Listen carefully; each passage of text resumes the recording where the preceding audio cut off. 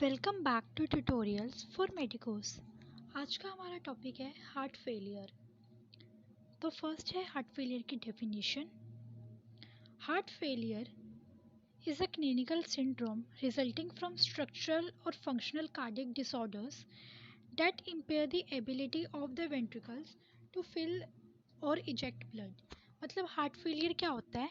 एक ऐसा clinical syndrome है जिसके अंदर हार्ट कुछ ऐसे हार्ट के स्ट्रक्चरल या फंक्शनल डिसऑर्डर्स होते हैं जो हार्ट की मतलब फंक्शंस में या हार्ट का जो स्ट्रक्चर है उसके अंदर चेंजेस ले आते हैं। कुछ कार्डियक ऐसे डिसऑर्डर्स होते हैं जिसकी वजह से जो वेंट्रिकल्स होता है, ऊपर एट्रियम एट्रियम होता है और नीचे वेंट्रिकल्स होते हैं, जो वेंट्रिकल्स के अंदर जो ब्लड आना होता है वो प्रॉपरली ब्लड नहीं आता, और जब वेंट्रिकल्स के अंदर प्रॉपर ब्लड नहीं आएगा तो आगे बॉडी के अंदर प्रॉपर ब्लड मतलब सर्कुलेशन मतलब ब्लड की नहीं हो पाती है बॉडी के अंदर।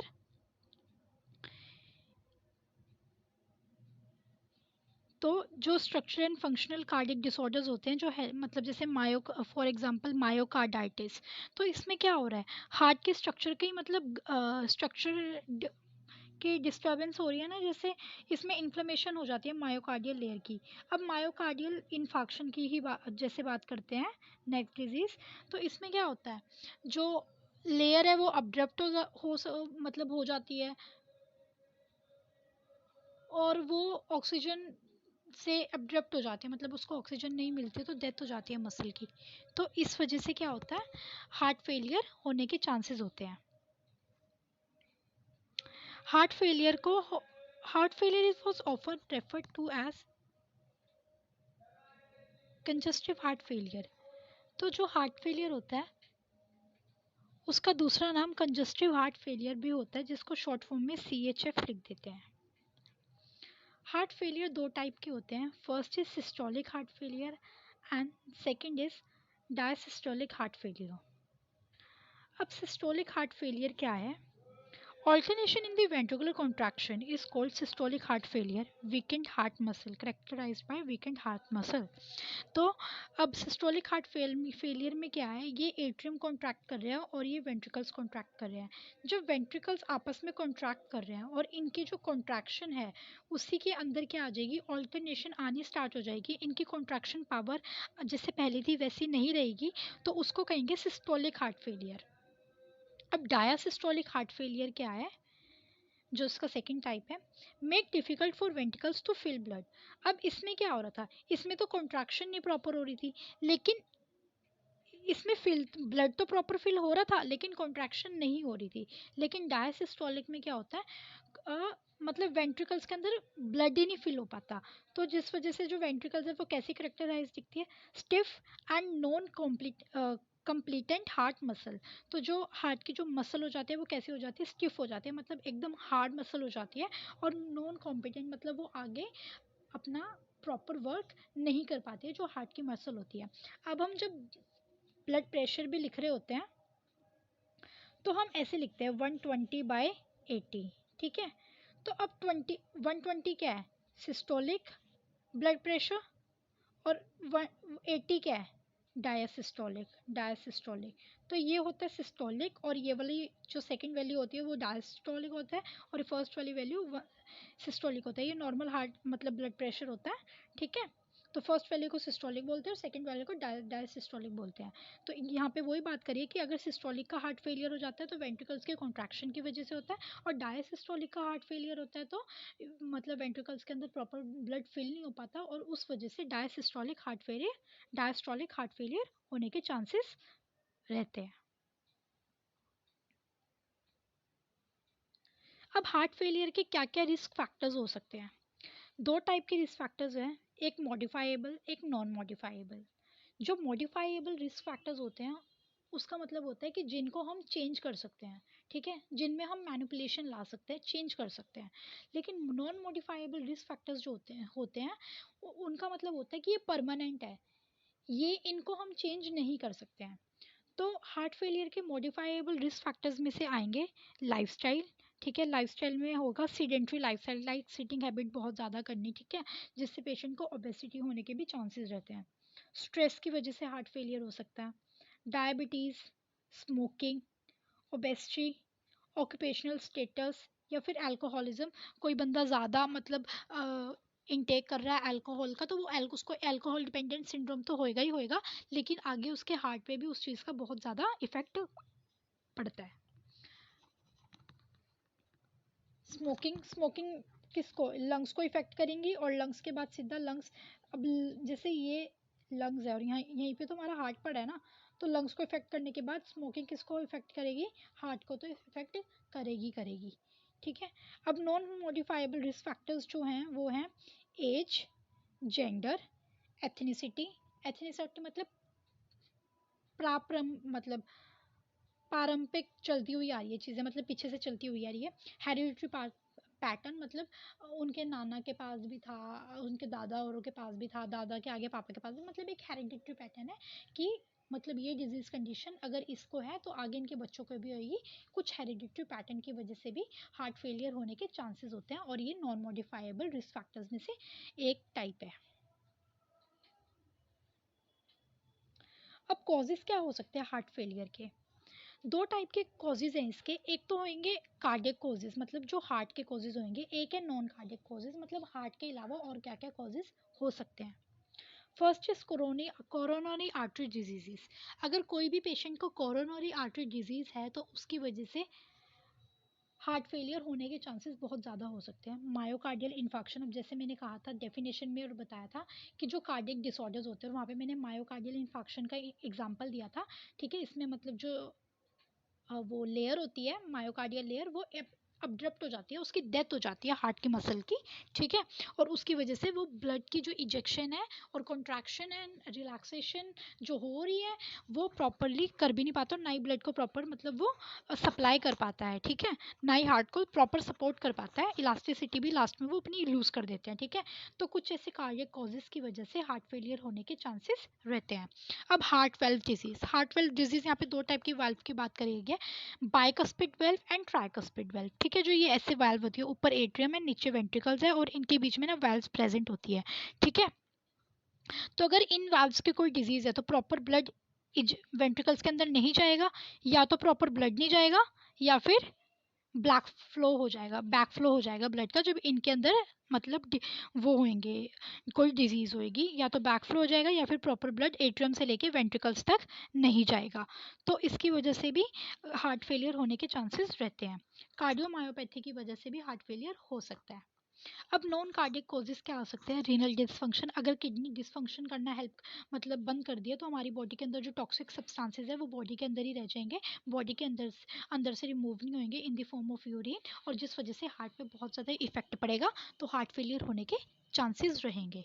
हाइपरटेंशन अभी मतलब डिटेल में अगली वीडियो में एक्सप्लेन करूंगी, लेकिन मैं इसमें बता देती हूँ कि हाइपरटेंशन बेसिकली होता है हाई ब्लड प्रेशर की वजह से भी हार्ट फेलियर होने के चांसेस रहते हैं। स्प्लिनोमेगैली की वजह से भी, और हिपैटोमेगैली की भी वजह से, लिवर में भी इफेक्टेड है तो हार्ट भी इफेक्ट होएगा।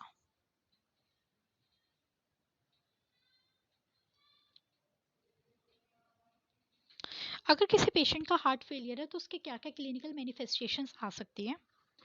First is tachycardia. Heart failure है तो पेशेंट को ब्लड सर्कुलेट नहीं हो रहा, तो पेशेंट जल्दी जल्दी सांस लेगा और उसकी जो हार्ट रेट है वो इंक्रीज होगा, टेकिकार्डिया। पेशेंट को नींद नहीं आएगी, उसको बेचैनी सी लगी रहेगी कि यार मतलब उसको ना अजीब सी बेचैनी होएगी। ठीक है। और उसको ना नींद नहीं आएगी पेशेंट को, तो उसको कहते हैं इंसोम्निया। फटीग, पेशेंट हमेशा थकावट महसूस करेगा क्योंकि उसको सांस भी प्रॉपर नहीं आ रहा और उसका सांस भी फूल रहा है, इसलिए वो थकावट को महसूस करेगा। कफ, कफ क्यों होगी? पेशेंट को खांसी होगी। ठीक है। क्योंकि हमने देखा था कि स्मोकिंग भी, हमने रिस्क फैक्टर्स में देखा कि स्मोकिंग भी एक अपने आप में बहुत बड़ा कोज है हार्ट फेलियर का। तो उससे पेशेंट को कफ होएगा और बाद में वो हार्ट फेलियर भी पेशेंट को हो सकता है। डिज्निया मतलब ब्रीदिंग डिस्टर्बेंसेस भी पेशेंट को होंगी, मतलब सांस नहीं आएगा, पेशेंट को डिफिकल्टी होगी ब्रीथ करने में। कार्डियोमेगैली। नोक्चूरिया मतलब पेशेंट ज़्यादा रात को ना वॉशरूम जाएगा, उसको कहते हैं नॉक्चूरिया, मतलब urination, patient at the time of night ज़्यादा यूरिनेट करता है, तो इस कंडीशन को नॉक्चूरिया बोलते हैं।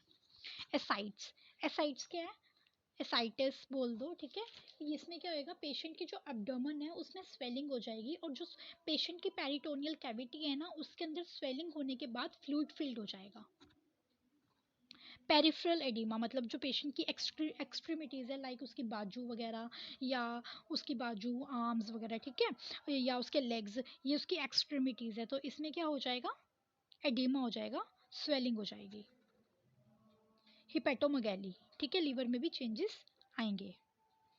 नाउ ये दो डिफ्रेंशिएट करके बताए हैं कि अगर लेफ्ट साइडेड हार्ट फेलियर होएगा तो क्या होएगा, और अगर राइट साइडेड हार्ट फेलियर हो रहा है तो क्या चीज़ इफेक्ट होएगी। तो लेफ्ट साइडेड हार्ट फेलियर में फर्स्ट हम बात करते हैं राइट साइडेड हार्ट फेलियर की। तो इसमें क्या होएगा, in right sided heart failure the right ventricle loses its pumping function and blood may be back up to the other areas of the body producing congestion. इसमें क्या है, अगर right side का हार्ट फेल हो रहा है, ठीक है, तो क्या होएगा, वेंट्रिकल्स की जो राइट साइड वाली, सिर्फ यहाँ पे राइट वेंट्रिकल की ही बात करिए, तो जो राइट वेंट्रिकल होएगा उसकी वो अपनी पंपिंग फंक्शन को लूज कर देगा, और जिससे क्या होएगा, जो बॉडी के अंदर मतलब जो ब्लड है, ब्लड कहाँ पे, जो बॉडी से गंदा खून लेके आ रहा था जिस साइड से, वो जब वेंट्रिकल्स के अंदर इजेक्शन पावर ही कम हो जाएगी, उसके अंदर प्रॉपर ब्लड आएगा ही नहीं, तो जो ब्लड है वो बैक फ्लो करेगा, है ना। जब बैक फ्लो करेगा ब्लड, तो बॉडी के अंदर भी एक कंजेक्शन मतलब एक काइंड ऑफ घुटन सी महसूस होगी, क्योंकि ब्लड वापस बॉडी के अंदर आ रहा है, गंदा खून बॉडी से जबकि जाना चाहिए वेंट्रिकल्स के थ्रू, लेकिन वेंट्रिकल्स जो पंप करेगा ब्लड को, ठीक है, वेन्स के थ्रू जो बॉडी के अंदर ब्लड जाना चाहिए वो बॉडी के अंदर ब्लड नहीं जा रहा, और बॉडी के अंदर से ब्लड गंदा खून नहीं आ रहा है, तो गंदा खून जो है वो वापस बॉडी के अंदर ही जा रहा है, और वो एक कंजेशन प्रोड्यूस कर रहा है। Next is left sided heart failure. अब जो लेफ्ट साइडेड हार्ट फेलियर में क्या होगा, inability of the left side heart to maintain the circulatory load with corresponding rise in pressure in the pulmonary circulation, usually with pulmonary congestion and ultimately the pulmonary oedema. अब यहाँ पे pulmonary की किसकी बात करी है, यहाँ पे लंग्स की बात करी गई है। तो अगर राइट साइडेड का हार्ट फेलियर हो रहा है, राइट साइड अगर हार्ट फेल हो रहा है तब तो वो बॉडी को इफेक्ट करेगा, लेकिन अगर लेफ्ट साइड हार्ट फेलियर हो रहा है तो वो लंग्स को इफेक्ट करेगा, ठीक है, मतलब जो पल्मोनरी सर्कुलेशन है उसको इफेक्ट करेगा, और उसके अंदर क्या होएगा, एडिमा हो जाएगा।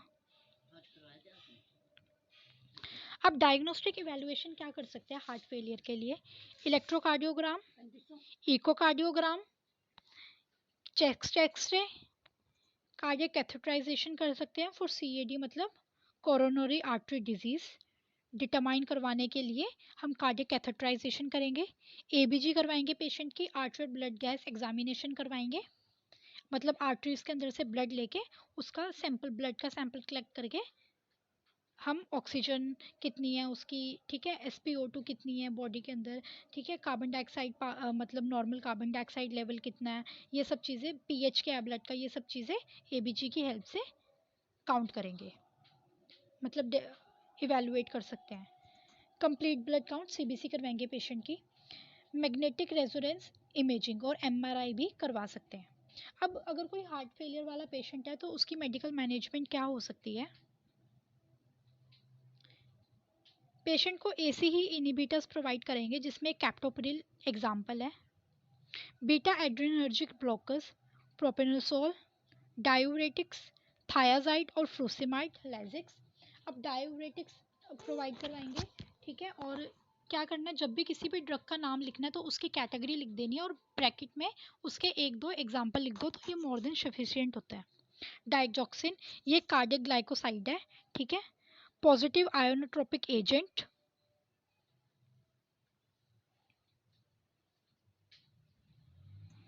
वेजोडायलेटर जो क्या करेगा, वेजोडायलेटर एक इमरजेंसी ड्रग्स में भी आता है, और ये क्या करेगा, जो वेसल्स है ना जो नैरो वेसल्स हैं उनको डायलेट कर देगा।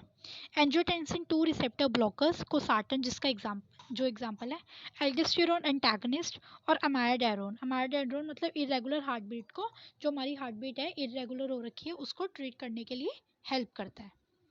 Now is surgical management. Biventricular pacing करवाएंगे पेशेंट की, इंट्यूबेट कर सकते हैं पेशेंट को, उसका हार्ट ट्रांसप्लांटेशन कर सकते हैं, या फिर कार्डियक डिवाइसेस जैसे आर्टिफिशियल पेसमेकर जो होता है वो पेशेंट के अंदर इम्प्लांट कर सकते हैं, ताकि जो हार्ट फेलियर है उसको थोड़ा सा हम ट्रीट कर सकें।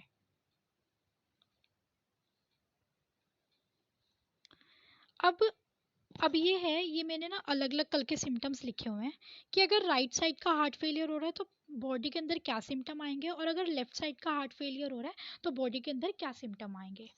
अगर राइट साइड का हार्ट फेलियर हो रहा है तो हमने देखा था कि जब राइट साइड का हार्ट फेलियर होता है तो वो मतलब बॉडी को ही इफेक्ट करता है। जो ब्लड बॉडी से हार्ट के अंदर आ रहा था वो बॉडी के मतलब बॉडी में बैक हो जाता है।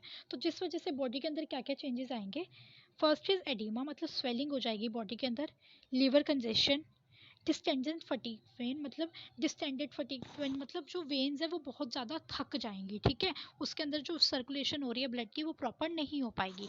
स्प्लेनोमेगैली, ये स्पेलिंग करेक्ट कर लेना, इसकी है स्पेलिंग SPLENO, स्पेनो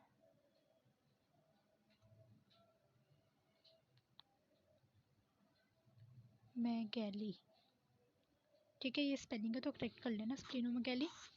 हिपेटोमेगैली, कार्डियोमेगैली और एसाइड्स मतलब वही पेरिटोनियल कैविटी में, एब्डोमिनल की पेरिटोनियल कैविटी में फ्लूइड फिल हो जाएगा, नॉक्चूरिया रात को नींद ना आना, वीकनेस और एनोरेक्सिया एंड नोजिया मतलब भूख भी नहीं लगेगी और उल्टी जैसा मन भी होता रहेगा। अब लेफ्ट साइड हार्ट फेलियर अगर पेशेंट का हो रहा है तो हमने देखा था जब लेफ्ट साइडेड का हार्ट फेलियर होता है तो वो किसको इफेक्ट करता है, लंग्स को। तो एल से लेफ्ट और एल से लंग्स याद रखो, ठीक है। अब लेफ्ट साइडेड हार्ट फेलियर में क्या होगा, शॉर्टनेस ऑफ ब्रेथ हो जाएगी, क्योंकि लेफ्ट साइडेड जो हार्ट फेलियर था वो लंग्स को इफेक्ट कर रहा था ना, तो शॉर्टनेस ऑफ ब्रेथ, टेकिकार्डिया मतलब जितने भी ब्रीदिंग सिम्टम्स है वो सारे आएंगे ही आएंगे, कफ, इंसोम्निया, हीमोपेटाइसिस मतलब स्पुटम में ब्लड आना, साइनोसिस, ऑक्सीजन की जब डिप्लीशन हो चुकी है तो उसकी जो स्किन है वो ब्लूइश कलर में अपीयर होनी शुरू हो जाएगी, वीजिंग साउंड मतलब रात को सोते वक्त मतलब जैसे वीजिंग होती है, जैसे जब मधुमक्खी भिनक नहीं रही होती वैसी जो आवाज़ होती है वैसी आवाज़ आनी, पल्मोनरी एडिमा, ठीक है, और ऑर्थोपनिया भी पेशेंट को हो जाएगा। तो ये थे राइट साइडेड के और ये थे लेफ्ट साइडेड के सिम्टम्स। जब राइट साइड हार्ट फेलियर होएगा तो ये वाले सिम्टम्स आएंगे, और जब लेफ्ट साइडेड हार्ट फेलियर होएगा तो ये वाले सिम्टम्स आएंगे। तो अगर आपको ये वीडियो पसंद आई है तो प्लीज़ इस वीडियो को लाइक करें और मेरे चैनल को सब्सक्राइब करें। मैंने हाइपरटेंशन मतलब अभी नेक्स्ट वीडियो में डालूंगी, और ये मेरा टॉपिक था हार्ट फेलियर, अब ये ख़त्म हो गया, ठीक है। तो अगर कोई भी डाउट है तो कमेंट बॉक्स में मुझे प्लीज़ बताएं। Thank you for watching.